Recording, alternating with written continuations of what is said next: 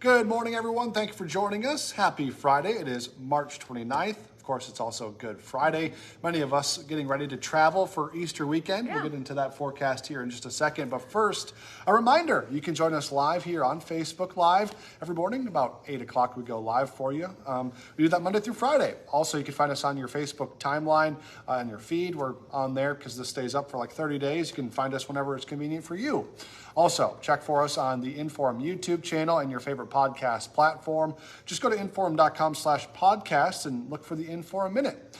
All right, let's dive into the forecast. We know this morning starting out fairly calm, but we have snow pushing our way. Yes, so snow is moving in from the southwest, kind of those wet, heavy, sloppy snow showers. Temps are close to the freezing point, so it's like, do I want to be rain? Do I want to be snow? It's like a wet snowflake kind of situation.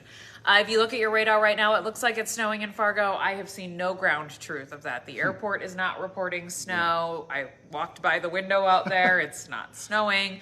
Maybe you're seeing a flake or two where you are. Heavier, wetter snow is hitting the ground to the west of the metro, but Fargo specific and even into the Minnesota side, close to I-94 on the Minnesota side this morning. A lot of this not hitting the ground, and our time with that snow band is winding down. So will Fargo see any snow this morning? Maybe. We'll see. Probably not, if I had to guess. We will have a cloudy sky today, though. Wind out of the southeast, about 10 to 15, gusting near 20. For the areas that are seeing the snow, that continues to lift up to the northeast. We'll run into Grand Forks, I'd say 10, 11, noon, somewhere in that time frame, probably snowing through lunch break today. About 1 to 3 inches for you. Again, that wet, sloppy, slushy accumulation, likely seeing accumulation right away, and then maybe even doing a little melting this afternoon. If you can get your snow shower to end before sunset, I think you have the opportunity to actually melt a little bit of that snow today.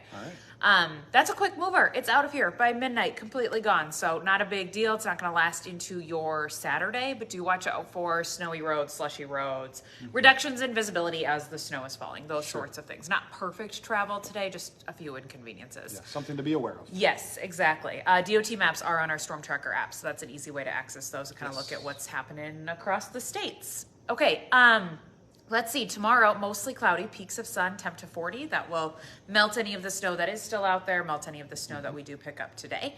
And then for Sunday, for Easter, I've got a couple of flurries in the southern parts of our area. Fargo might see 1 or 2 of those, but I don't expect accumulation or impact. So good news. Maybe a flake while you're out there for your Easter egg hunt on Sunday morning, but nothing that I think is going to cause any problems. It's part of a bigger moisture maker down in South Dakota, which actually takes shape like Sunday night into Monday. So down in that direction, kind of a rain-snow mix possible down there.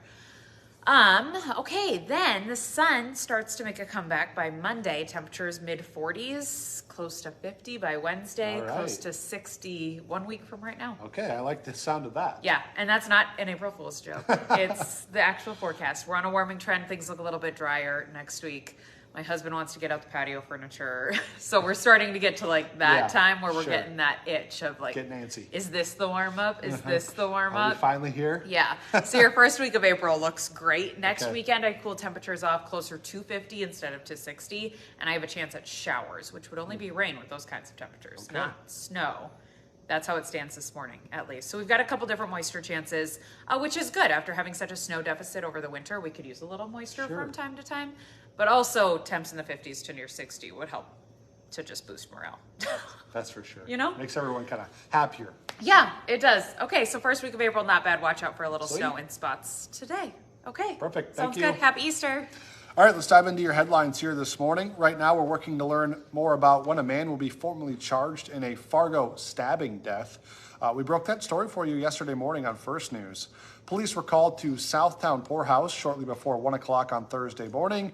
They found an injured man outside the bar. He was taken to the hospital where he was pronounced dead. We know that the police arrested 28-year-old Michael Diedrich about 12 hours after the stabbing happened. They have not recovered a weapon yet, or at least they haven't told us that they've recovered a weapon yet. Investigators also say the two had apparently been kicked out of the bar for some type of fight or argument before the incident. The identity of the victim will be released once his family has been notified. All right, North Dakota homeowners, you have this final weekend here to apply for a $500 credit against your 2024 property taxes. North Dakota tax commissioners say that so far his office has seen about 123,000 of these applications, but about 150,000 homeowners are eligible for the credit. All you need to qualify is a primary residence in North Dakota. To get that credit, you'll have to fill out an online application. You can do that at tax.nd.gov. Those applications are due by March 31st, which is this Sunday. UND will begin its run to a national title tonight. The Fighting Hawks will be taking on the Michigan Wolverines at the regional game in Missouri. Puck drops at 7:30. You can watch it on ESPNU. The Hawks will be back on the ice on Sunday if they win for a chance to play in the Frozen Four Championship in St. Paul. That'd be exciting. Also today, the Bison women's basketball team is playing to stay alive in the WNIT tournament. NDSU will be playing in the Williams Arena in Minneapolis tonight at 7 o'clock. This is the first time ever the NDSU women's team has made it to the tournament's Super 16, so exciting for them. A former Bison has punched his ticket to the Elite Eight with his new team. Grant Nelson put on quite the show and performance for the Crimson Tide last night. Nelson helped Alabama beat out North Carolina last night 89-87.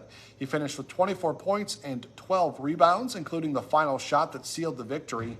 The 6'11" forward spent his first 3 seasons playing for NDSU before transferring this past offseason. This will mark only the second time in Alabama's history their basketball team has played in the Elite Eight. And with that victory, knocking off 1 seed UNC, that's a team that many people had going all the way in the brackets, or at least to the Final Four of the championship. So good luck to Grant and his team as they continue forward. Today on Hot Mic with Dom Izzo, of course, he's going to preview the Bison and Gophers game as teammates will actually be guarding one another. They were coached by a North Dakota legend, Julie Stewart. She's joining the show right at 9 o'clock, so don't miss that.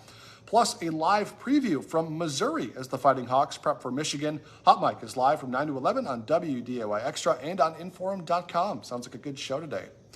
And don't forget, for 99 cents a month for your first 3 months, you can get an all-access pass to Inforum.com. Just visit Inforum.com/subscribe to get that deal. And be sure to join us for the rest of our newscast today.